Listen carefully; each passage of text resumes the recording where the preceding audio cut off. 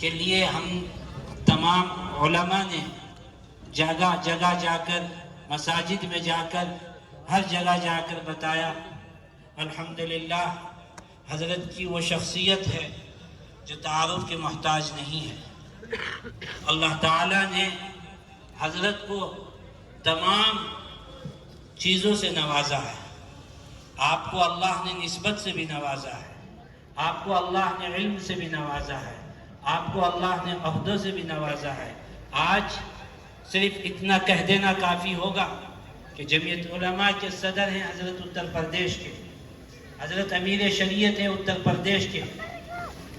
ہمارے ہندوستان میں وہ صوبہ سب سے اہم صوبہ ہے جہاں سے دینی علوم اور اس دینی علوم کی بڑی بڑی درسگاہیں وہاں موجود ہیں اور بڑے بڑے علماء وہاں موجود ہیں، لیکن حضرت کے تعارف کے لیے میرے پاس الفاظ نہیں ہیں۔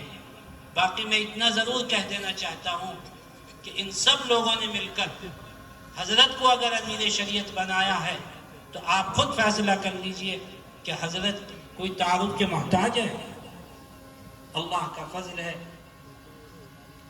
حضرت کی جو نسبت ہے مدنی خاندان سے، وہ اس ہندوستان کا نہیں بلکہ دنیا کا سب سے اہم خاندان ہے، اور حضرت اس کے اہم ثبوت ہیں۔ حضرت جس مدرسے سے تعلق رکھتے ہیں، جہاں حضرت حدیث پڑھاتے ہیں، وہ مدرسہ قاسمیہ شاہی مراد آباد ہے، جو 150 سال سے زائد سے اس قائم ہے، اور الحمدللہ روز اول سے وہ کام کر رہا ہے۔ مجھے حضرت کے سامنے کچھ لب کشائی کرتے ہوئے بڑا ڈر محسوس ہو رہا ہے، اس لیے میں یہ کہہ دینا چاہتا ہوں کہ حضرت کا یہ احسان ہے کہ حضرت ہم جیسے نالائقوں کی دعوت پر حضرت تشریف لے آتے ہیں، اور الحمدللہ اسی اسٹار میں حضرت تیسری دفعہ تشریف لے آئے۔ اور میں الحمدللہ ہمارے شہر ٹمکور کے تمام لوگوں کے ایک ایک فرد کی طرف سے حضرت کا شکریہ ادا کرتا ہوں، اور میں حضرت کو یہ بتانا چاہتا ہوں کہ حضرت یہ قوم، یہ ٹمکور کے لوگ آپ سے بے حد محبت کرتے ہیں۔ آپ کے نام پر اس طرح جمع ہوتے ہیں کہ ہم نے اور دوسرے بہت سے پروگراموں میں دیکھا، لیکن حضرت کے معاملے میں الحمدللہ ہمارا پورا ٹمکور کے ہر ایک عالم حضرت کے نام پر متفق ہے۔ ہر ایک آدمی اتحاد کے ساتھ حضرت کے جلسے کی تیاری کرتے ہیں۔ ہمارے اس جلسے میں الحمدللہ جو کنوینر کی حیثیت سے مفتی ابو بکر اور مولانا مطیع الرحمن صاحب نے بڑی محنتیں کی ہیں، اللہ کا فضل ہے۔ یہ لوگوں نے بڑی کوششیں کی، جد و جہد کیا، اللہ کا فضل ہے، آج اس کا ثمرہ آپ کے سامنے موجود ہے۔ بہت سی ہماری کمیٹی ہے جو 16 علماء پر مشتمل ہے، ان سب نے مل کر، میں ضروری سمجھتا ہوں حضرت والا کے سامنے ان لوگوں کا نام پیش کر دوں۔ ہمارے شیخ العجم والعرب، شیخ الاسلام حضرت مولانا حسین احمد مدنی نور اللہ مرقدہ، وہ علمی عملی شخصیت ہیں جنہوں نے اس ملک کے اندر مسلمانوں کی جان مال اعمال اور مسلمانوں کی اسلامی شاعر کی حفاظت کے لیے اپنا سب کچھ داؤ پر لگا دیا ہے۔ میرا جی چاہتا تھا کہ حضرت کی موجودگی میں جو مقالہ میں نے لکھا وہ پیش کروں، لیکن وقت کی تنگ دامانی کی وجہ سے میں آپ حضرات کے سامنے وہ پیش نہیں کر سکتا۔ صرف ایک حضرت والا حضرت حسین احمد مدنی رحمت اللہ علیہ کی جرأت مندانہ واقعے کی طرف اشارہ کر کے میں آگے کی کارروائی بڑھانا چاہتا ہوں۔ آپ کو یاد ہونا چاہیے جب ہندوستان انگریزوں کے نرغے میں بالکل پھنس چکا تھا، پوری طرح سے انگریزی سامراج پھیل چکا تھا، سب غلامی کی زندگی گزار رہے تھے، اس وقت بہت سارے تحریک آزادی میں حصہ لینے والے علماء دیوبند اور دیگر علماء، مسلم عوام اور سیاستدان سب شریک رہے۔ حضرت شیخ الہند کی نگہبانی میں حضرت شیخ الہند کے मार्गदर्शन पर हजरत शेखुल हिंद की उस्तादी में हजरत मौलाना शेखुल इस्लाम हुसैन अहमद मदनी नव्वरल्लाहु मरकदहू ने आगे बढ़ चढ़कर ज़माम संभाली और मुल्क के मुसलमानों को एक सही रुख दिया और मुल्क को एक सही रुख पर डालने की कोशिश की। और उस वक्त जो जाबिर और जालिम अंग्रेज था, उसने मुसलमानों को और दीगर कौमों के लोगों को और यहाँ के बाशिंदों को अपने अफवाज में, अपनी फौजों में शरीक करने का हुक्म दिया और शरीक हो भी रहे थे। मुसलमान भी शरीक हो रहे थे, दीगर तबकात भी शरीक हो रहे थे और उसको अपने लिए एजाज की, इज्जत की बात समझ रहे थे। लेकिन उस वक्त में एक मर्दा मुजाहिद उठा और उसने फतवा दिया और अपनी तजवीज पेश की कि अंग्रेज की फौज में शरीक होना हराम है।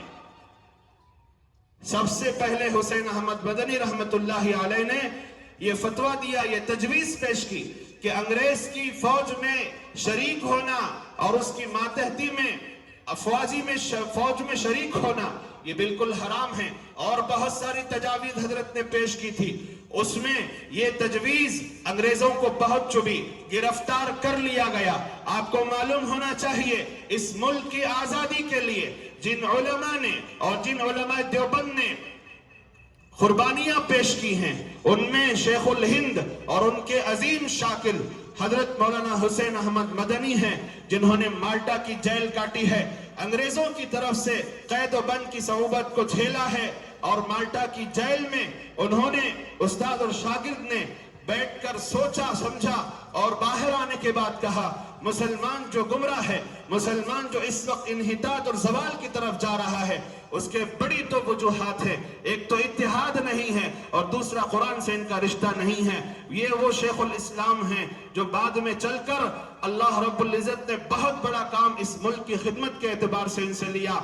हजरत शेखुल इस्लाम, शेखुल अरबी वल अजम हजरत मौलाना हुसैन अहमद मदनी को इस फतवे की बुनियाद पर गिरफ्तार कर लिया गया, कराची की एक अदालत में पेश किया गया। हजरत कठेरे में खड़े हैं, जज ने सवाल किया, क्या तुमने ये फतवा दिया है कि अंग्रेज की हुकूमत में और अंग्रेज की फौज में शरीक होना हराम है? हुसैन अहमद मदनी ने ललकार कर जज से कहा, फतवा दिया नहीं था, अब भी तेरे सामने वही फतवा दोहराता हूं, अब भी तेरे सामने कहता हूं, अंग्रेज की फौज में शिरकत करना, अंग्रेज की फौज में शरीक होना हराम है, हराम है, हराम है। अंग्रेज जज ने पूछा, इसका नतीजा जानते हो, तुम्हें सूली पे लटका दिया जाएगा और तुम्हें तख्तेदार पर लटका दिया जाएगा, तुम्हें सूली पर लटका कर खत्म कर दिया जाएगा। हजरत रहमतुल्लाहि अलैह ने शेखुल अरबी वल अजम शेखुल इस्लाम हुसैन अहमद मदनी रहमतुल्लाहि अलैह ने अपने ब्रीफ केस में से एक सफेद रुमाल निकाला और लहराते हुए कहा, देख ले, मैं जब देवबंद से चला था तो कफन साथ में लेकर चला था। ये है शेखुल इस्लाम हुसैन अहमद मदनी, जिन्होंने अपनी न जान की परवाह की, न माल की परवाह की, न अपने आला औलाद की परवाह की, बहरहाल पूरी कौम के लिए एक एहसान अजीम करके गए, जिनकी मेहनतों का नतीजा आज हम एक आजाद मुल्क के आजाद शहरी कहला रहे हैं। अल्लाह ताला से दुआ करें, अल्लाह इन बुजुर्गान दीन के नक्श कदम पर हमें भी चलने की तौफीक अता फरमाए। हजरत वाला जो हमारे सामने स्टेज पर जो रौनक अफरोज है, वो उन्हीं के नवासे हैं। आप जानते हैं, खानदान का और खास तौर से नाना दादा का, बाप का असर बच्चों में, हमें उन्हीं शेखुल इस्लाम की झलकियां हजरत मौलाना अशहद रशीदी दामत बरकातुहुम आलिया के अंदर नजर आती हैं। इसलिए एक वालिहाना ताल्लुक है, एक वालिहाना मोहब्बत है। अल्लाह ताला इन अकाबिर उलमा की कमा हक़्क़हू हम सबको अदब व एहतराम करने की तौफीक अता फरमाए। अलैकुम व रहमतुल्लाहि व बरकातुहू। अस्सलाम रहमतुल्लाहि व बरकातुहू। दुरूद शरीफ पढ़ लीजिए। अल्लाहुम्मा सल्लि अला कमा सल्लैता अला इब्राहीम व अला आलि इब्राहीम।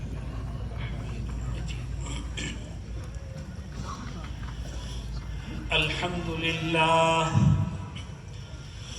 अल्हम्दुलिल्लाहि नहमदुहु व नस्तईनुहु व नस्तगफिरुहु वनु'मिनु बिही वनतवक्कलु अलैहि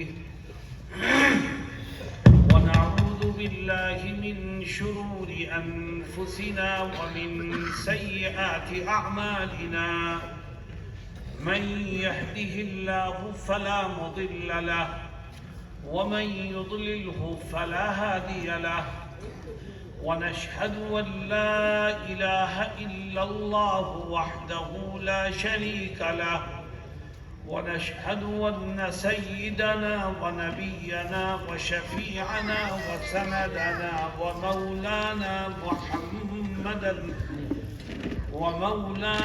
محمدا عبده ورسوله صلى الله تعالى عليه وعلى آله وصحبه وبارك وسلم. أما بعد، قال رسول الله صلى الله عليه وسلم: استحيوا من الله حق الحياء. قالوا: وإنا لنستحيي من الله والحمد لله.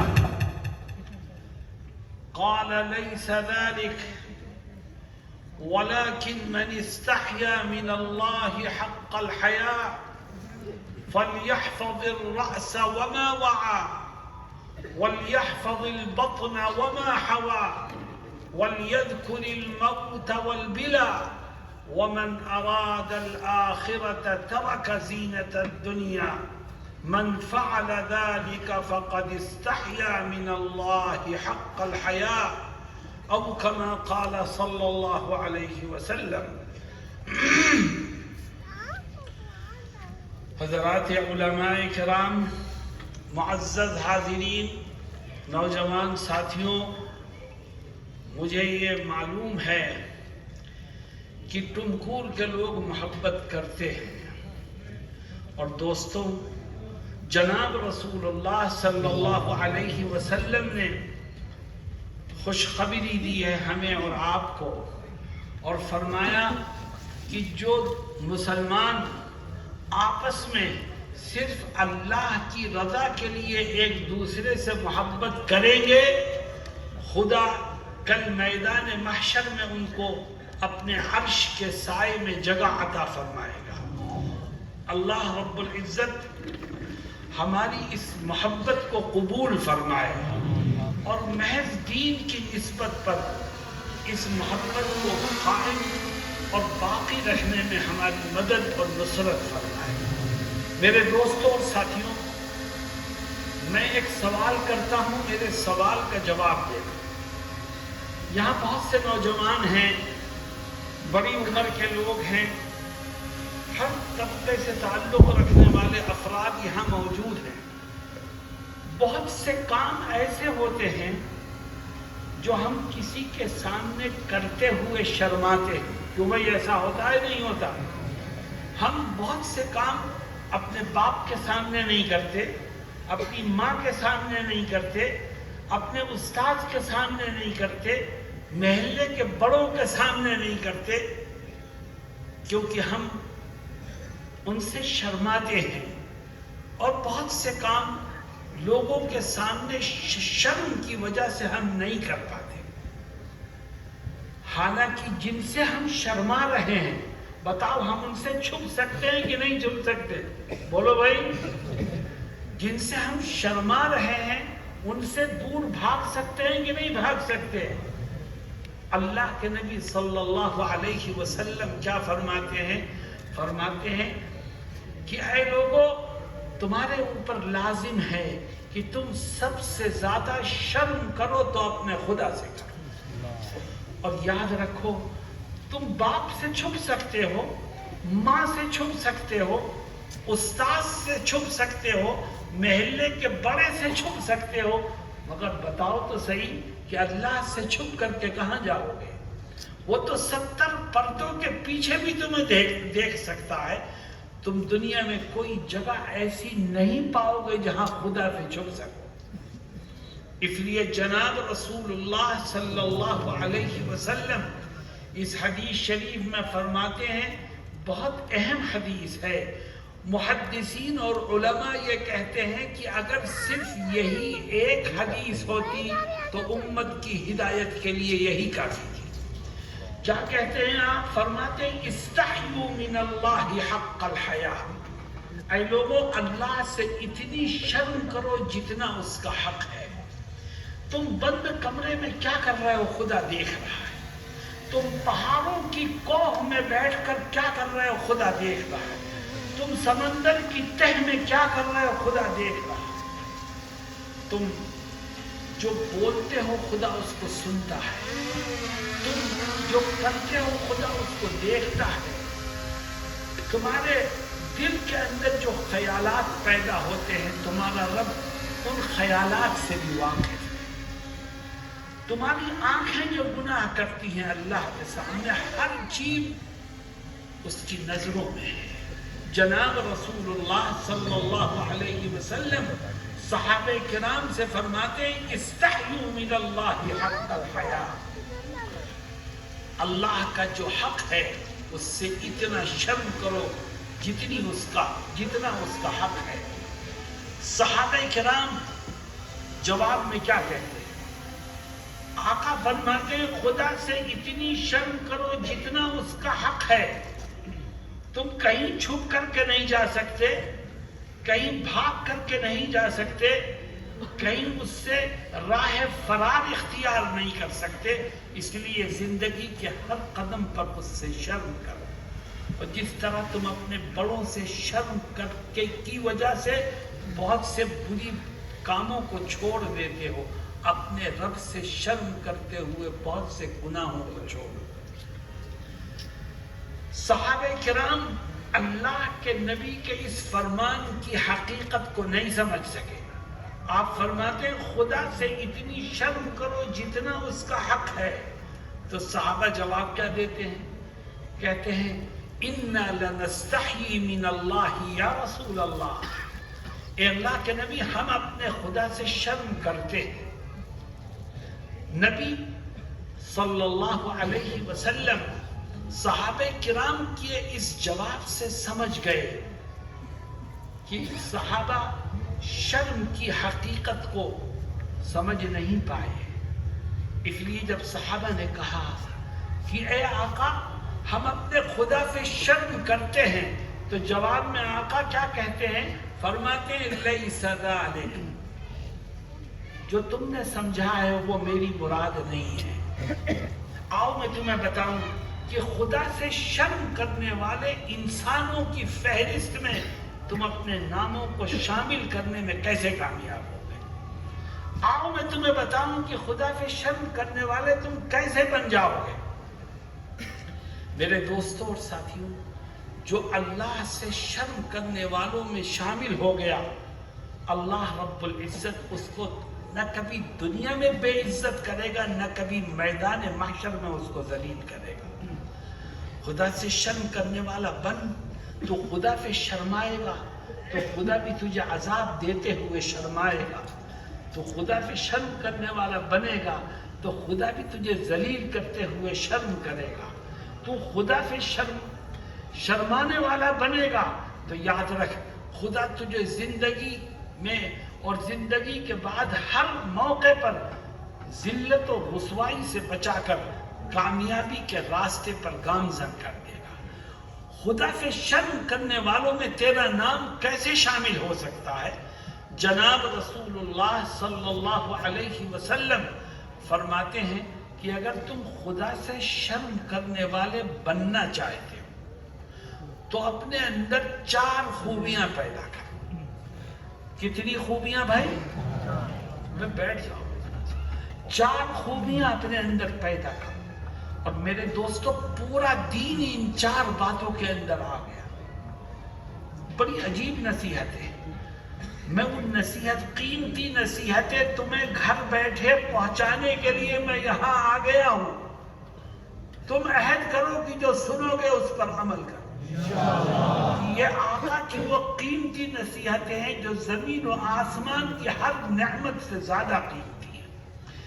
نبی کریم صلی اللہ علیہ وسلم فرماتے ہیں اپنے اندر 4 خوبیاں پیدا کرو تو تم شرم کرنے والوں میں شامل ہو جاؤ گے۔ اور جو دنیا میں شرم کرنے والوں میں شامل ہو گیا اللہ اس کو ہر جگہ کی شرمندگی سے محفوظ کر دے گا۔ 4 خوبیاں کیا ہیں؟ سب سے پہلی خوبی فرمایا لیس ذالک، جو تم نے سمجھا ہے وہ اس کا مطلب نہیں ہے، آؤ میں تمہیں سمجھاؤں کہ تم شرم کرنے والے اپنے رب سے کیسے بن سکتے ہو۔ فرمایا 4 خوبیاں پیدا کرو۔ پہلی خوبی من استحیا من اللہ حق الحیاء فلیحفظ الرأس وما وعى، اگر تم خدا سے شرم کرنے والے بننا چاہتے ہو تو اپنے اندر 4 خوبیاں پیدا کرو۔ پہلی خوبی فرماتے ہیں جو خدا سے شرم کرنے والا بننا چاہتا ہے وہ اس بات کا عہد کرے کہ انشاءاللہ زندگی کے آخری سانس تک میں اپنے سر کی اور سر کے ساتھ جڑے ہوئے اعضاء کی حفاظت کروں گا۔ میرے دوستو یہ بڑی عظیم نصیحت ہے، اپنے سر کی حفاظت کر اور سر کے ساتھ جڑے ہوئے اعضاء کی حفاظت کر۔ سر کے ساتھ 3 اعضاء جڑے ہوئے ہیں، سر کے ساتھ آنکھ جڑی ہوئی ہے، سر کے ساتھ کان جڑے ہوئے ہیں، سر کے ساتھ زبان جڑی ہوئی ہے۔ اس پورے فیس کی حفاظت کر تو خدا سے شرم کرنے والا بن جائے گا۔ تو کہتا میں خدا سے شرم کرتا ہوں پر تیری آنکھیں تو گناہوں میں مبتلا ہیں، تو خدا سے شرم کرنے والا ہے، تو جرت کرنے والا ہے، اپنے رب کا خوف تیرے دل سے نکل گیا ہے، موبائل پر بیٹھ کر پکچریں دیکھتا ہے، اور تجھے شرم صرف باپ سے آتی ہے، ماں سے آتی ہے، گھر والوں سے آتی ہے، اسی لیے بند کمرے میں بیٹھ کے دیکھتا ہے، اور تو بھول گیا کہ تیرا رب تو تجھے بند کمرے میں بھی دیکھ رہا ہے۔ تو شرم کس سے کر رہا ہے؟ تو خدا سے کر رہا ہے۔ میرے دوستوں اور ساتھیوں، فَلْيَحْفَظِ الرَّأْسَ وَمَا وَعَى، اپنے سر کی حفاظت کرو۔ کیا مطلب ہے؟ جب تیری نگاہ محفوظ نہیں ہوگی، جب تیرے کان میں گانوں کی لیڈ لگی ہوگی، تو یہ بتا تیرا دماغ کیسے محفوظ ہوگا؟ جو تیری آنکھیں دیکھے گی وہی تیرے دماغ میں چلے گا، جو تیرے کان سنیں گے اسی سے تیرا دماغ متاثر ہوگا، تو تیرا دماغ محفوظ کہاں سے رہے گا؟ وہ تو شیطان کی آماج گاہ بنے گا۔ آقا فرماتے ہیں سر کی حفاظت کر اور سر سے لگے ہوئے 3 اعضاء کی حفاظت کر۔ آج سے طے کر کہ میں انشاءاللہ زندگی کے آخری سانس تک اپنے آنکھوں کا مس یوز نہیں کروں گا، اپنے آنکھوں کا غلط استعمال کرنے سے بچوں گا، کیونکہ میں اگر اس آنکھوں سے پکچر دیکھوں گا تو اپنے رب کو کیا جواب دوں گا؟ وہ تو مجھے دیکھ رہا ہے۔ اگر میں ان آنکھوں سے اجنبی عورت کو دیکھوں گا تو اپنے رب کو کیا جواب دوں گا؟ جوانوں میں کہا کرتا ہوں ڈرو اپنے رب سے، ان آنکھوں کا مس یوز مت کرو، جس رب نے روشنی دی ہے وہ روشنی چھیننے کی بھی طاقت رکھتا ہے، پھر اس کا مس یوز کیوں کرتے ہو؟ آج مسلم نوجوان برباد اور تباہ ہو رہا ہے موبائل کا مس یوز کر کے۔ تیری آنکھیں بھی گناہ کرتی ہیں، تیرے کان بھی گناہ کرتے ہیں۔ باپ کے پاس سے گزرتا ہے، کان لیڈ کان میں لگی ہے، باپ پوچھتا ہے بیٹا کیا سن رہا ہے؟ تو باپ کو دھوکہ دے کے آگے بڑھ جاتا ہے، کہتا ہے قاری باسط کی قرات سن رہا، مگر وہ تو پکچر کے گانے چل رہے ہیں۔ تو نے باپ کو دھوکہ دیا، بتا اپنے رب کو کیسے دھوکہ دے گا؟ تیرا رب تجھے پکڑے گا تو بھاگنے کا راستہ نہیں ملے گا۔ مسلمانوں دین کو سمجھو، نماز پڑھنا یہ دین نہیں ہے، یہ عبادت ہے۔ روزہ رکھنا دین نہیں ہے، عبادت ہے۔ حج کرنا دین نہیں ہے، عبادت ہے۔ زکوٰۃ دینا دین نہیں ہے، عبادت ہے۔ یہ عبادتیں کرو، اور دین کس کو کہتے ہیں؟ گناہوں سے بچنا یہ دین ہے۔ عبادت بھی کرو اور دین کو بھی اپنے سینے سے لگاؤ، تب اللہ کے نیک بندوں میں تمہارا نام شامل ہوگا۔ آج ہم نے یہ سوچ لیا ہے کہ جو چاہو کرو، موقع ملے تو نمازیں پڑھ لو، جو کچھ کیا ہے دھل جائے گا۔ یہ ہماری بھول ہے۔ میرے دوستوں اور ساتھیوں، نبی کریم صلی اللہ علیہ وسلم کا یہ فرمان کہ اپنے سر کی حفاظت کر اور سر میں لگے ہوئے تینوں اعضاء کی حفاظت کر تو خدا سے شرم کرنے والوں میں تو شامل ہو جائے گا۔ آج سے طے کر کہ ہم اپنی آنکھوں کی بھی حفاظت کریں گے، اپنے کانوں کی بھی حفاظت کریں گے، اور انشاءاللہ اپنی زبان کی بھی حفاظت کریں گے۔ آدمی جھوٹ بولتا ہے اور یہ سوچتا ہے کہ میں نے جھوٹ بول کے اسے چلا دیا۔ تو نے اسے نہیں چلایا ہے، تو نے اپنی آخرت کو برباد کیا، کیونکہ تیری زبان سے جو نکلا ہے وہ تیرے نام اعمال میں لکھ دیا گیا۔ یاد رکھو، انسان غلط بات زبان سے نکال کے بھول سکتا ہے، مگر نام اعمال میں لکھنے والے فرشتے اس کو لکھنا کبھی نہیں بھولیں گے، اور جو لکھ دیا گیا وہ کبھی مٹے گا نہیں۔ زبان سے انسان دھوکہ دیتا ہے، جھوٹ بولتا ہے، گالی گلوج کرتا ہے، اور زبان سے انسان غیبت کرتا ہے۔ بتاؤ آج امت زبان کے گناہوں میں مبتلا ہے کہ نہیں ہے؟ میرے دوستوں اور ساتھیوں، اپنی زبانوں کی حفاظت کرو اور ڈرو اس خدا سے جس نے بولنے کے لیے زبان دی ہے۔ وہ اگر اس زبان کو مفلوج کر دے تو ایک لفظ بھی زبان سے ادا نہیں ہو سکتا۔ آج مسلمان غیروں کے طریقے کو اپنا کر اپنے آپ کو ماڈرن بنانا چاہتا ہے۔ نہیں، تو اگر ایک بہترین انسان بننا چاہتا ہے تو عبادات کے ساتھ ساتھ نبی کی ان تعلیمات کو سینے سے لگائے جو تجھے دیندار اور ایک بہترین انسان بنا دیں گے۔ آؤ ہم طے کریں کہ انشاءاللہ ہم اپنے آنکھوں کی حفاظت کریں گے، کانوں کی حفاظت کریں گے، زبان کی حفاظت کریں گے، اور اپنے دماغ کو خرافات سے اور الٹے سیدھے خیالات سے محفوظ رکھیں گے۔ اور ایک بات سن لو، کل قیامت کے دن ہوگا کیا؟ ہماری آنکھوں نے گناہ کیے، کون کون سی پکچریں دیکھی تھی وہ نام اعمال میں درج ہے۔ کانوں نے گناہ کیے، کون کون سے گانے سنے تھے نام اعمال میں درج ہے۔ زبان نے گناہ کیے، کون کون سا جھوٹ بولا تھا، کس کس کی غیبت کی تھی، نام اعمال میں درج ہے۔ نام اعمال کو اللہ رب العزت سامنے کھڑے ہوئے انسان کو دکھائے گا، دیکھ تو یہ کام کر کے دنیا سے آیا ہے۔ تو گناہ کرنے والا دیکھے گا کہ نام اعمال میرا گناہوں سے سیاہ ہے، گھبرائے گا مگر ہمت کرے گا اور خدا سے کہے گا، اے خدا میں تو بڑا پاک و پوتر انسان تھا، کسی دشمن نے نام اعمال تیار کر دیا ہوگا، میں نے کوئی پاپ نہیں کیا۔ جب انسان اپنے نام اعمال کو جھٹلائے گا تو اللہ قرآن میں کیا کہتا ہے؟ فرماتا ہے حَتَّى إِذَا مَا جَاءُوهَا شَهِدَ عَلَيْهِمْ سَمْعُهُمْ وَأَبْصَارُهُمْ وَجُلُودُهُمْ بِمَا كَانُوا يَعْمَلُونَ۔ جب انسان نام اعمال کو جھٹلائے گا تو اللہ کہتا ہے میں تھوڑی دیر کو اس کی زبان بند کر دوں گا۔ زبان میں لاک لگ گیا، اب کیا ہوگا؟ اب تیری آنکھیں بولیں گی اور کہیں گی اے اللہ اس نے میرے ذریعے سے یہ پکچریں دیکھی تھی۔ تیرے کان بولیں گے کہ اس نے یہ گانے سنے تھے۔ تیرے جسم کا ایک ایک روح تیرے خلاف گواہی دے گا، بتا بھاگ کے جائے گا تو کہاں جائے گا؟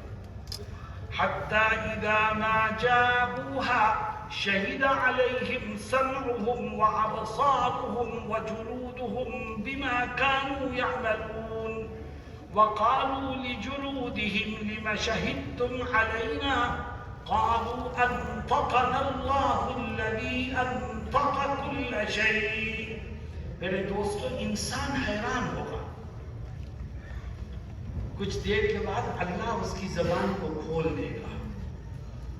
آنکھوں نے گواہی دی، کانوں نے گواہی دی، جسم کے ایک ایک روئے نے گواہی دی، اب زبان کھل جائے گی تو انسان اپنے جسم سے پوچھے گا کہ تو دنیا میں تو بولتا نہیں تھا، آج کیسے بولنے لگا؟ اور تو میرا جسم ہے اور میرے خلاف گواہی دے رہا ہے، اس کا کیا مطلب؟ تو جسم جواب دے گا انسان کو اور کہے گا کہ رب ذوالجلال نے ہم سے کہا بولو، ہم بولنے لگے۔ وہ چاہے تو جانوروں کو زبان دے دے، وہ چاہے تو درختوں کو زبان دے دے، وہ چاہے تو پتھروں کو زبان، اس نے ہم سے کہا بولو، ہم بولنے لگے۔ میرے دوستوں اور ساتھیوں، سوچو اس دن انسان کو بچنے کا راستہ کیسے ملے گا۔ آج ہی سے طے کرو کہ انشاءاللہ ہم اپنی زبانوں کو، آنکھوں کو، کانوں کو گناہوں سے بچانے کی بھرپور کوشش کریں گے۔ اور دیکھو، میں اور آپ انسان ہیں، ہم نے وعدہ کیا ہے کہ ہم آنکھوں کے گناہ سے، کانوں کے گناہ سے، زبان کے گناہ سے بچیں گے، مگر ہم انسان ہیں، ہم سے گناہ ہو سکتا ہے۔ ایک طرف خدا کہتا ہے گناہوں سے بچو، اور دوسری طرف کہتا ہے اگر ہو جائے تو کوئی بات نہیں، سچے دل سے توبہ کرو، میں معاف کروں۔ بتاؤ، خدا سے زیادہ رحم و کرم کرنے والا کوئی ہو سکتا ہے؟ اللہ سے زیادہ رحیم کوئی ہے؟ اللہ کہتا ہے کہ اگر تم نے کوئی گناہ کیا، آنکھوں سے گناہ ہو گیا، کانوں سے گناہ ہو گیا، زبان سے گناہ ہو گیا، اور تم نے اس گناہ پر مجھ سے ندامت کا اظہار کر کے سچی توبہ کر لی، تو میں کیا کروں گا؟ فرماتا ہے وَإِنِّي لَغَفَّارٌ لِمَن تَابَ وَآمَنَ وَعَمِلَ صَالِحًا ثُمَّ اهْتَدَىٰ۔ اللہ کہتا ہے کہ میں بڑا مغفرت کرنے والا ہوں۔ جو شخص توبہ کر لے اور اپنی زندگی کو سدھار لے تو میں اس کے سارے گناہوں کو معاف کر دوں گا۔ مگر مسلمانوں، میری ایک بات یاد رکھنا، توبہ کی توفیق بھی اسی کو ملا کرتی ہے جو گناہوں سے بچنے کی کوشش کرے۔ جو بچنے کی کوشش نہیں کرتا، اللہ اسے توبہ کی توفیق سے محروم کر دیتا۔ تم وعدہ کرو کہ ہم بچیں گے تو اللہ بچنے کی بھی توفیق دے گا، اور اگر گناہ ہو جائے گا تو اللہ توبہ کی بھی توفیق عطا فرمائے گا۔ نبی کریم صلی اللہ علیہ وسلم فرماتے ہیں کہ اپنے اندر 4 خوبیاں پیدا کر تو اللہ سے حیا کرنے والوں میں تیرا نام شامل ہو جائے گا۔ پہلی خوبی، من استحیا من اللہ حق الحیاء فلیحفظ الرأس وما وعا۔ پہلی خوبی، اپنے سر کی حفاظت کر اور سر سے جڑے ہوئے تینوں اعضاء کی حفاظت کر۔ دوسری خوبی، غور کرو اللہ کا نبی ہمیں کہاں لے جا رہا ہے۔ فرماتے وَلْيَحْفَظِ الْبَطْنَ وَمَا وَعَا۔ اگر تم اللہ سے شرم کرنے والے بننا چاہتے ہو تو ایک دوسری خوبی اپنے اندر پیدا کرو۔ اے اللہ، وہ دوسری خوبی، اے نبی، وہ دوسری خوبی کیا ہے؟ فرماتے ہیں وہ دوسری خوبی یہ ہے کہ آج سے طے کر لے کہ زندگی کے آخری سانس تک میں اپنے پیٹ کی حفاظت کروں گا، اور پیٹ سے جڑے ہوئے عضو یعنی شرمگاہ کی حفاظت کروں گا۔ میں اپنے پیٹ کی بھی حفاظت کروں گا، اپنی شرمگاہ کی بھی حفاظت کروں گا۔ پیٹ کی حفاظت کا کیا مطلب ہے؟ پیٹ کی حفاظت کا مطلب یہ ہے کہ اے نبی، میں خدا کو گواہ بنا کے کہتا ہوں کہ زندگی کے آخری سانس تک جو لقمہ میرے پیٹ میں جائے گا وہ حلال کا۔ حرام کھانے سے بچوں گا، حرام پینے سے بچوں گا، حرام کو اپنے حلق سے اتارنے سے بچوں گا۔ جو حرام سے بچے، کھانے اور پینے، حرام کھانے اور پینے سے بچے، خدا سے شرم کرنے والوں کی فہرست میں اس کا نام شامل ہو جائے گا۔ میرے دوستوں اور ساتھیوں، بڑے افسوس اور دکھ کی بات ہے کہ آج مسلمان صرف دولت کو جمع کرنے میں مصروف ہے، حرام و حلال کا فرق اس کے ذہن سے نکل چکا ہے۔ اور یاد رکھو، جب جسم میں حرام جائے گا تو اس کی نحوست یہ ہوتی ہے کہ انسان مسجد سے دور ہوگا، ذکر سے بھاگے گا، قرآن سے نفرت ہوگی اسے، اور اللہ کی یاد سے وہ غافل ہو جائے گا۔ اور جس کے دل میں خدا کا خوف نہ رہے وہ مر تو جائے گا مگر اسے کبھی توبہ کی توفیق نہیں ہوگی۔ جب انسان کے پیٹ میں حرام لقمہ جاتا ہے تو خدا اس کو توبہ سے محروم کر دیتا ہے۔ میرے دوستو، رزق اور دولت کمانے سے کوئی نہیں روکتا، کماؤ۔ اللہ نے رزق حلال کمانے کا حکم دیا ہے، اور نبی کریم صلی اللہ علیہ وسلم ایک حدیث شریف میں فرماتے ہیں کسب الحلال فریضۃ بعد الفرائض، کہ حلال رزق کمانا یہ بھی فرائض میں سے ایک فریضہ ہے، اس کو کرو تاکہ کسی کے سامنے ہاتھ نہ پھیلانا پڑے، کسی کے سامنے جھکنا نہ پڑے، کسی سے مانگنا نہ پڑے۔ اپنی اولاد کی صحیح پرورش کرو، حلال رزق کماؤ، مگر میرے دوستوں اور ساتھیوں حرام سے ہر قدم پر بچنا ہے۔ اور دیکھو اللہ اچھی طرح جانتا ہے تو نے کہاں کس کو چونا لگایا ہے، کمرے میں بیٹھ کر کس کے پیسے دبائے ہیں اور کس کو دھوکہ دیا ہے۔ تو اپنے جیسے انسان کو دھوکہ دے سکتا ہے پر اپنے رب کو دھوکہ دینے میں کامیاب نہیں ہو سکتا۔ فرماتے ہیں فَلْيَحْفَظِ الْبَطْنَ وَمَا وَعَى، پیٹ کی حفاظت کر اور پیٹ کے ساتھ لگی ہوئی شرمگاہ کی حفاظت کر۔ میرے دوستوں اور ساتھیوں، بڑے افسوس اور دکھ کی بات ہے کہ آج مسلم نوجوانوں میں نشے کی عادت عام ہوتی چلی جا رہی ہے۔ تیرے پیٹ میں کیا جا رہا ہے؟ تیرا دماغ کس سے متاثر ہو رہا ہے؟ تو کیا پی رہا ہے، کیا کھا رہا ہے، کیا سونگ رہا ہے، تیرا رب دیکھ رہا ہے۔ اور خدا نے جس چیز کو حرام کیا ہے اگر وہ تیرے کھانے پینے میں شامل ہے، تو سونگ کر کے نشے سے لذت حاصل کرتا ہے، تو یاد رکھ کل قیامت کے دن بھیانک سزا سے دوچار ہوگا۔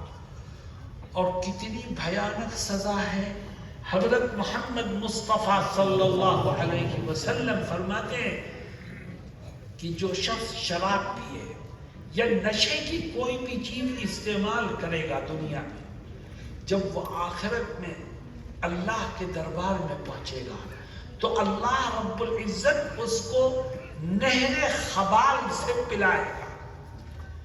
صحابہ کرام نے پوچھا کہ اللہ کے نبی، خبال والی نہر خبال کا کیا مطلب ہے؟ دیکھو کتنا بھیانک مطلب ہے۔ آقا فرماتے ہیں کہ جہنمیوں کے جسم سے خون، پیپ اور مواد نکل کے ایک جگہ جمع ہوگا، اور جس جگہ جمع ہوگا وہ اتنی بڑی جگہ ہوگی کہ وہ نہر کی شکل اختیار کر لے۔ اس نہر کا نام، جس میں جہنمیوں کا پیپ ہوگا، مواد ہوگا، خون جمع ہوگا، اس کا نام ہے خبال۔ جس نے نشے کی چیز دنیا میں استعمال کی، آخرت میں اللہ فرشتوں کو حکم دے گا کہ لے جاؤ جہنمیوں کا پیپ، خون اور مواد اس کو پلاؤ۔ اللہ ہم سب کی حفاظت فرمائے۔ میرے دوستوں اور ساتھیوں، رزق حلال کھاؤ گے اور پیٹ میں جانے والا لقمہ اگر حلال کا ہوگا تو انسان کے دل میں عبادت کا شوق پیدا ہوگا، مسجدوں میں آنے کا جذبہ پیدا ہوگا، اللہ کے سامنے جھکنے میں اس کو لذت اور لطف آئے گا۔ اور جب حرام تیرے پیٹ میں جائے گا تو تو مسجد میں آ کر بھی نماز پڑھنے سے پہلے گھڑی دیکھ لے گا کہ کب میں مسجد سے بھاگوں۔ تیرے دل میں ایک طرح کی دوری اور نفرت پیدا ہو جائے گی، اللہ کی عبادت اور مسجد سے لگاؤ ختم ہو جائے گا۔ میرے دوستوں اور ساتھیوں، رزق حلال کا یہ اثر ہے کہ انسان کے دل میں اللہ رب العزت اپنی محبت کو، اپنے نبی کی محبت کو، عبادات کے شوق کو پیدا کرتا ہے۔ میں آپ کو ایک واقعہ سناتا ہوں۔ آپ نے نام سنا ہوگا حضرت امام شافعی رحمہ اللہ کا، کیوں بھائی نام سنا ہے؟ ایک دوسرے امام ہیں جو ان کے شاگرد تھے اور انہی کے زمانے میں تھے، وہ حضرت امام احمد ابن حنبل رحمہ اللہ۔ دونوں اپنے وقت کے امام ہیں، امام احمد ابن حنبل اور امام شافعی رحمہ اللہ۔ امام شافعی رحمہ اللہ استاد ہیں اور امام احمد ابن حنبل ان کے شاگرد ہیں۔ ایک دن حضرت امام شافعی رحمہ اللہ کو خبر ملی کہ امام احمد اپنے استاد سے ملنے آ رہے ہیں، تو حضرت امام شافعی رحمہ اللہ بہت خوش ہوئے اور اپنے گھر والوں سے کہا کہ ایک ایسا عالم آ رہا ہے جو اپنے علاقے کا امام ہے، محدث ہے، فقیہ ہے، ایک بزرگ ہے، وہ مجھ سے ملنے آ رہا ہے، تو اس کے اعزاز میں کھانے تیار کرو۔ تو طرح طرح کے کھانے تیار کروائے۔ حضرت امام احمد ابن حنبل پہنچے، اپنے استاد سے بغلگیر ہوئے، بات چیت کی، تھوڑی دیر میں دسترخوان بچ گیا جس میں انواع و اقسام کے کھانے تھے۔ امام احمد ابن حنبل بسم اللہ کر کے ہاتھ دھو کر کے بیٹھے اور بسم اللہ کر کے کھانا شروع کیا، جتنا کھانا دسترخوان پر تھا سارا کھا گئے۔ اب گھر میں جو پلیٹیں گئی وہ خالی، گھر والے بڑے فکر مند ہوئے کہ بھئی یہ کیسا بزرگ ہے، کیسا اللہ والا ہے، اس نے تو ساری پلیٹیں ہی صاف کر دی، ڈونگے کے ڈونگے صاف کر دیے۔ رات کا وقت تھا، امام صاحب کو، امام احمد ابن حنبل کو ایک کمرے میں جگہ مل گئی۔ امام شافعی رحمہ اللہ نے کی بیٹی صاحبزادی نے وہ کمرہ صاف کیا، جانماز لا کے رکھی، وضو کے لیے پانی رکھا کہ ایک امام آ کے ٹھہرے گا اس کمرے میں، اتنا بڑا بزرگ اور علامہ ٹھہرے گا تو رات میں اٹھ کے وہ تہجد پڑھے گا، تو اس کے لیے تہجد کے نماز کے لیے وضو کا انتظام، جانماز کا انتظام سارا مرتب کر کے کمرہ تیار کر کے وہ گئے۔ فجر کے بعد حضرت امام احمد ابن حنبل کے کمرے میں امام شافعی کی صاحبزادی آئیں تو حیران رہ گئی کہ کمرے میں پانی سے بھرا ہوا لوٹا بھی جو کا تو رکھا ہے، پانی استعمال ہی نہیں ہوا، اور مصلی جیسا لپٹا رکھا تھا ویسے ہی لپٹا ہے، گویا مصلی بچھا ہی نہیں۔ تو اب بیٹی کا صبر کا پیمانہ لبریز ہو گیا۔ امام احمد جانے کے لیے تیار ہوئے، امام شافعی گھر میں تھے، اطلاع ملی کہ امام احمد جانا چاہتے ہیں، تو بیٹی نے پکڑ لیا باپ کو اور کہا ابا جان آپ کہتے تھے اپنے وقت کا امام ہے، محدث ہے، فقیہ ہے، بزرگ ہے، اس کے لیے طرح طرح کا کھانا تیار کرو۔ کھانا تیار ہو گیا۔ ابا جان یہ کیسا بزرگ ہے جس نے سارے ڈونگے صاف کر دیے، بزرگ تو تھوڑا سا کھاتے ہیں، اس نے تو ہمارے لیے بھی کچھ نہیں چھوڑا۔ اور پھر رات میں نے وضو کا پانی رکھا تھا، میں جب صبح کو گئی تو دیکھا وضو کا پانی ایسے ہی رکھا ہے، گویا یہ آدمی رات بھر سوتا ہی رہا، اس نے اٹھ کر کے تہجد ہی نہیں پڑھی، یہ کیسا بزرگ ہے۔ حضرت امام شافعی رحمہ اللہ نے بیٹی کو سمجھایا، بیٹی کو مہمان ہے، مہمان کے سلسلے میں ایسی باتیں نہیں کہتے کہ نہیں یہ میرے 2 سوالات ہیں آپ معلوم کیجیے۔ امام شافعی رحمہ اللہ باہر جاتے ہیں، دیکھو رزق حلال کا اثر۔ امام شافعی رحمہ اللہ باہر جاتے ہیں اور امام احمد ابن حنبل سے کہتے ہیں کہ بھئی میری بیٹی نے یہ 2 سوال کیے ہیں، تم اس کا جواب دیتے جاؤ تاکہ میں اپنی بیٹی کو مطمئن کر سکوں۔ تو امام احمد جو جواب دیتے ہیں وہ دل تھام کے سننے کے قابل ہیں۔ امام احمد ابن حنبل کہتے ہیں حضرت جب میں ہاتھ دھو کر آپ کے دسترخوان پر بیٹھا تو میں نے دیکھا کہ یہ جتنی چیزیں میرے سامنے رکھی ہیں سب کی سب رزق حلال سے تیار ہوئی ہیں، اور اتنا حلال اور پاکیزہ کھانا تھا کہ میں نے اپنی آنکھوں سے آسمان سے انوارات کو گرتے ہوئے اس پر دیکھا۔ تو میں نے سوچا کہ اس مقدس اور پاکیزہ کھانے کے ایک ایک ذرے کو اپنے پیٹ میں اتار لوں تاکہ یہ انوارات میرے دل و دماغ کو منور کر دیں۔ اس لیے حضرت میں نے ایک لقمہ نہیں چھوڑا، کیونکہ اتنا پاکیزہ کھانا مجھے دنیا میں اور کہاں مل سکتا تھا۔ تو میں نے سارے برتن صاف کر دیے۔ اچھا تو رات بھر سوتے کیوں رہے؟ تہجد کہاں گئی؟ کیوں وضو نہیں کیا تم نے؟ تو اب دوسرا جواب سنو. کہنے لگے حضرت میں نے آپ کے دسترخوان پر رزق حلال کھایا تھا، رزق حلال کی برکت میں نے محسوس کی. حضرت رات میں اٹھ کر کے وضو تو وہ کرے جو سویا ہو، میں پوری رات عبادت میں لگا رہا، میں نے پوری رات قرآن کی تلاوت کی ہے، میں نے پوری رات اللہ کے کلام سے مسائل نکالے ہیں تاکہ امت کو حرام و حلال اور جائز و ناجائز کا راستہ دکھا سکوں. یہ آپ کے ہاں کھا کر کے رزق حلال جو میں کمرے میں گیا تھا، یہ اس رزق حلال کی برکت ہے. میرے دوستوں اور ساتھیوں، جس طرح حلال کی برکت ہوتی ہے اسی طرح حرام کی نحوست بھی ہوتی ہے. اس لیے ہمیشہ اس بات کی کوشش کرو کہ جو لقمہ پیٹ میں جائے وہ حلال کا ہونا چاہیے، اور فکر مت کرو جو تمہاری تقدیر میں لکھا ہے وہ ملے گا. ایک لقمہ بھی تمہارے حلق سے کوئی چھین نہیں سکتا، اور جو تقدیر میں لکھا ہے اتنا ہی ملے گا. خدا نے ہم میں سے ہر ایک کی تقدیر میں رزق لکھ دیا ہے، اور ہمیں یہ اختیار دیا ہے کہ چاہے حلال طریقے سے لے لے چاہے حرام طریقے سے، مگر ملے گا اتنا ہی جتنا تیری تقدیر میں لکھ دیا ہے. اگر اتنا ہی ملنا ہے تو پھر حرام کی طرف جانے کی ضرورت ہی کیا ہے. اب ہم طے کریں کہ ہم جو کمائیں گے جو کھائیں گے وہ حلال کا ہوگا انشاءاللہ. آج جو ساتھی یہاں بیٹھے ہیں یا جہاں تک میری آواز جا رہی ہے، طے کرو کہ خدا کے خوف سے ہم حرام اور ناجائز سے اپنے دامن کو بچائیں گے. ہم حرام نہ کھائیں گے نہ پیئیں گے نہ سونگیں گے نہ اس سے نشہ حاصل کر کے اپنے رب کو ناراض کریں گے. خدا کے خوف سے چھوڑو گے، میرے کہنے سے چھوڑو گے؟ خدا کے خوف سے چھوڑو گے تو تمہیں دو طرح کے انعامات سے تمہارا رب نوازے گا. کیا ہیں وہ انعامات؟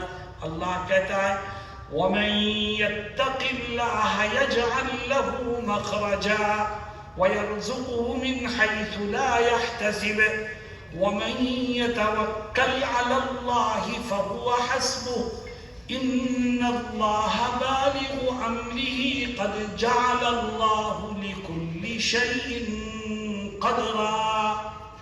اللہ کہتا ہے جو میرے خوف سے کسی گناہ کو چھوڑے اور میرے ڈر سے حرام کو چھوڑے تو میں اس کو دو طرح کے انعامات سے نوازوں گا، اور دونوں بہت اہم انعام ہیں. اللہ کے ڈر سے چھوڑو تو تمہیں ملے گا کیا؟ اللہ کہتا ہے پہلا انعام یہ دوں گا میں اسے کہ جو میرے ڈر سے کسی حرام کو گناہ کو چھوڑے گا تو پہلا انعام اس کو یہ ملے گا کہ زندگی کے آخری سانس تک جب بھی وہ کسی مشکل میں پھنسے گا تو میں غیب سے اس کے لیے مشکل سے نکلنے کے راستے کو پیدا کروں. تمہارا خدا تمہاری مدد کرے گا، ہر مشکل میں وہ تمہارے ساتھ کھڑا ہوگا. کوئی ایم پی مدد نہیں کر سکتا، کوئی ایم ایل اے مدد نہیں کر سکتا، کوئی منتری مدد نہیں کر سکتا. مدد کرنے والی ذات تو اللہ ہی ہے. وہ کہتا ہے میں تیرے لیے مشکل سے اور پریشانیوں سے نکلنے کا راستہ غیب سے بنا دوں گا. اور دوسرا انعام کیا ہے؟ تو حرام سے بچ اور میرے خوف سے ناجائز چیزوں کو کھانے اور پینے سے بچنے کی کوشش کر. تو دوسرا انعام یہ ہوگا کہ میں تجھے ان راہوں سے رزق عطا کروں گا جن کا خیال بھی کبھی تیرے ذہن میں نہیں آیا. وَمَن يَتَّقِ اللَّهَ يَجْعَلْ لَهُ مَخْرَجًا وَيَرْزُقْهُ مِنْ حَيْثُ لَا يَحْتَسِبُ. اللہ رب العزت ہم سب کو حرام کھانے اور پینے سے بچنے کی توفیق عطا فرمائے. میرے دوستوں اور ساتھیوں، شرمگاہوں کو بھی حرام سے بچاؤ.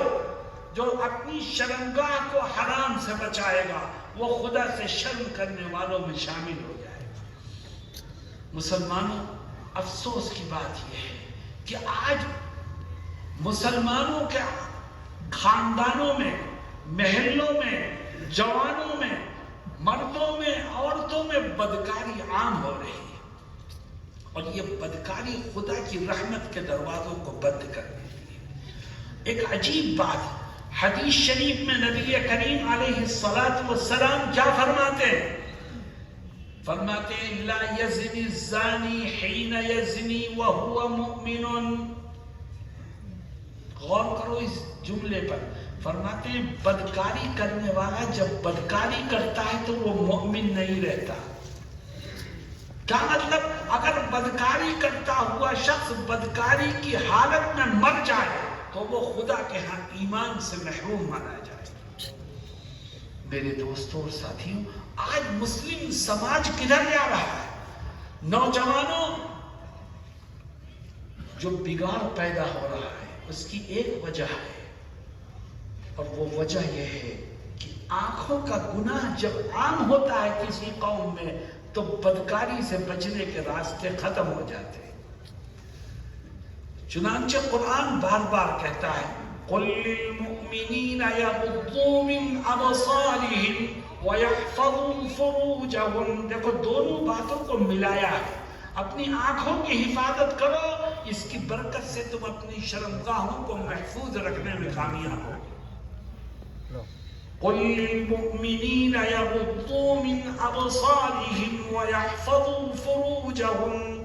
میرے دوستوں اور ساتھیوں، بے پردگی عام ہے اور موبائل کے ذریعے سے ایک دوسرے سے باتیں ہوتی ہیں، ایک دوسرے سے چیٹنگ ہوتی ہے، ایک دوسرے سے تعلقات استوار ہوتے ہیں، اور ہر ایک سے آدمی چھپ کر کے یہ کام کرتا ہے، مگر یہ بھول جاتا ہے کہ خدا میرے ہر عمل کو دیکھ رہا ہے. اللہ رب العزت ہمیں حرام سے بچنے کی توفیق عطا فرمائے.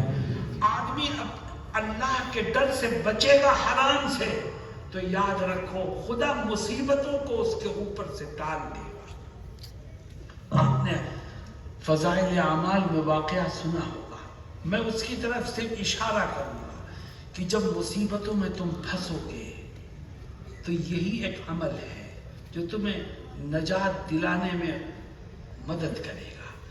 جب ایک غار میں پناہ لینے والے لوگ اوپر سے آنے والے پتھر سے جو اس کے منہ پر آ کے رک گیا تھا غار میں بند ہو گئے، اور اس بھاری پتھر کو ہٹانا ان کے لیے ممکن نہیں ہوا، تو ہر ایک نے، 3 آدمی تھے، ہر ایک نے دعا کی اپنے کسی عمل خیر کو ذکر کر کے.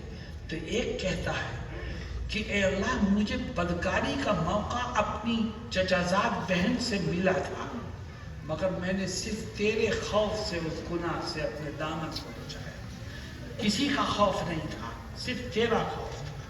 بدکاری سے میں صرف تیرے خوف سے بچا تھا. اے اللہ، آج میں مشکل میں پھنسا ہوں تو میری مدد فرما. جیسے ہی اس نے یہ الفاظ کہے فوراً وہ پتھر ایک طرف کو کھسک گیا اور راستہ کھل گیا. اسی طرح اس کے 2 ساتھیوں نے بھی اپنے اپنے اعمال خیر کو ذکر کر کے خدا سے دعا کی تھی اور اللہ نے سب کی مدد فرمائی. میں یہ کہتا ہوں آپ سے کہ پریشانیوں سے بچانے والی چیز اللہ کے خوف سے گناہ کو، بدکاری کو چھوڑو تو اللہ پریشانیوں میں تمہاری مدد کرے. کیوں بھائی؟ بچنے کی کوشش کرو گے انشاءاللہ. فرمایا من استحیا من اللہ حق الحیاء فلیحفظ الرأس وما وعى ولیحفظ البطن وما حوى. اپنے پیٹ کی حفاظت کر اور پیٹ کے ساتھ لگی ہوئی شرمگاہ کی حفاظت کر. اور آگے کیا کہتے ہیں؟ تیسری نصیحت. دیکھو یہ تیسری نصیحت بڑی اہم ہے. فرماتے ہیں وَلْيَذْكُرِ الْمَوْتَ وَالْبِلَا. تو اپنے آپ کو آنکھوں کے گناہوں سے بچانا چاہتا ہے، کان کے گناہوں سے بچانا چاہتا ہے، زبان کے گناہوں سے بچانا چاہتا ہے، حرام کھانے سے اپنے آپ کو بچانا چاہتا ہے، بدکاری سے اپنے آپ کو محفوظ رکھنا چاہتا ہے، تو نبی فرماتے ہیں اس کا ایک ہی طریقہ ہے، اور وہ کیا ہے؟ ہر وقت اپنی موت کو یاد رکھ.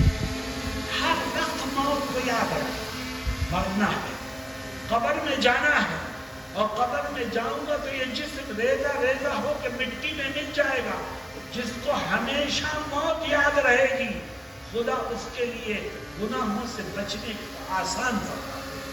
اور جو موت کو بھول جائے گا تو یاد رکھو اس میں اور جانور میں بھی کوئی فرق نہیں رہتا۔ نبی کریم علیہ السلام فرماتے ہیں وَلْيَذْكُرِ الْمَوْتَ وَالْبِلَى، موت کو ہمیشہ یاد رکھ۔ تو جوانی میں گناہ کر رہا ہے یہ سوچ کر کہ موت بڑھاپے میں آئے گی، تو صحت مند ہونے کی حالت میں گناہ کر رہا ہے یہ سوچ کر کہ موت تو بیماری کے بعد آئے گی، یہ تیری بھول ہے۔ یاد رکھ موت جوان کو نہیں دیکھتی، موت بوڑھے کو نہیں دیکھتی، موت صحت مند کو نہیں دیکھتی، موت بیمار کو نہیں دیکھتی، موت مرد کو نہیں دیکھتی، موت عورت کو نہیں دیکھتی۔ موت کا تو ایک ہی فلسفہ ہے کہ جب اس کا ٹائم آ جائے گا تو کسی کو ایک لمحے کی فرصت نہیں۔ اذا جاء اجلهم لا يستأخرون ساعة ولا يستقدمون۔ میرے دوستوں اور ساتھیوں، نبی فرماتے ہیں تو ہمیشہ موت کو یاد رکھ تو تو اپنی آنکھوں کو بھی گناہ سے بچانے میں کامیاب ہوگا۔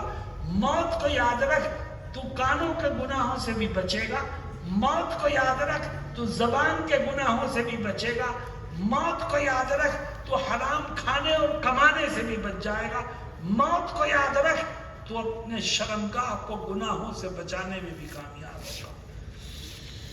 میرے دوستوں اور ساتھیوں، موت کوئی کھیل نہیں ہے، موت ایک بہت خطرناک چیز ہے۔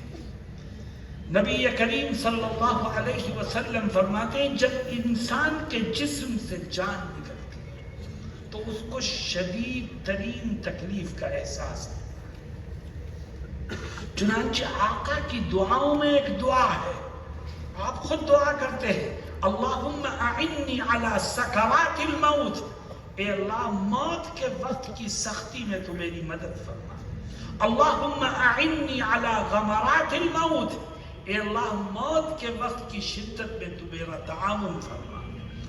معلوم یہ ہوا موت کے وقت انسان کو شدید ترین تکلیف ہوتی ہے، اور اس وقت اگر انسان کے کام کوئی چیز آ سکتی ہے تو وہ اس کا عمل آ سکتا ہے، کوئی اس کے کام نہیں۔ تیرا باپ بھی بیٹھا ہوگا وہ کچھ نہیں کر سکتا، ماں بیٹھی ہوگی وہ کچھ نہیں کر سکتی، بھائی بہن بیٹھے ہوں گے کچھ نہیں کر سکتے، بیوی بیٹھی ہوگی کوئی مدد نہیں کر سکتی۔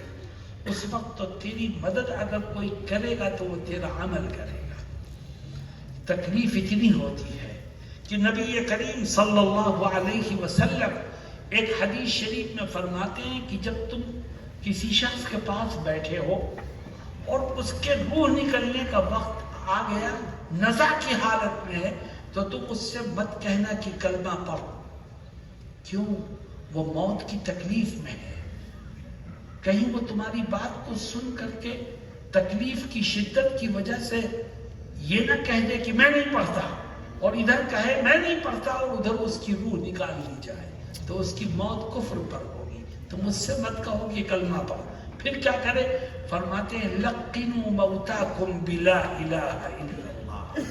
تم بیٹھے ہو اس کے پاس، اس سے مت کہو کلمہ پڑھ، بلکہ تم اس کے سرانے بیٹھ کر خود کلمہ پڑھنے لگو۔ ہو سکتا ہے تمہاری زبان سے سن کے خدا اس کو بھی پڑھنے کی توفیق عطا فرما دے۔ میرے دوستو، یہ موت کی تکلیف ہے، اور موت کے بعد قبر میں جانا ہے۔ بتاؤ کوئی موت سے بچ سکتا ہے؟ قرآن کہتا ہے کہ تم موت سے بچ کے جائے گا کہاں، موت سے بچ کے بھاگے گا کہاں؟ اگر تو موت سے بچنے کے لیے کوئی قلعہ بنا لے اور اس قلعے کے اندر جا کر کے بیٹھ جائے، کنکریٹ کی دیواریں ہیں، لوہے کے دروازے ہیں، اور تم موت سے بچنے کے لیے اس میں چلا جائے تو کیا ہوگا؟